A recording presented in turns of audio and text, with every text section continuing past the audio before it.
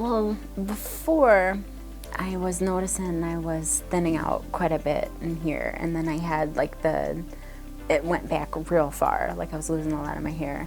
And people were actually, I work with the public, and people were actually telling me I was going bald. So my self-confidence, I noticed it in the mirror, but my self-confidence really was not good about my hair. And so coming here, and I said my hair has grown back quite a bit. And then I love wearing this out. I feel pretty and just more confident, and like I look better in clothes, and even I wear my hair up. I just feel so pretty. Everybody has been wonderful. I love Leslie. Leslie's so sweet. She's so outgoing and so nice, and I honestly feel like I've known these people forever. Like I've come here and I got my hair done, and everybody's just so nice and so welcoming, and we did a couple of fun trips, and everybody's been just so nice. I love coming here.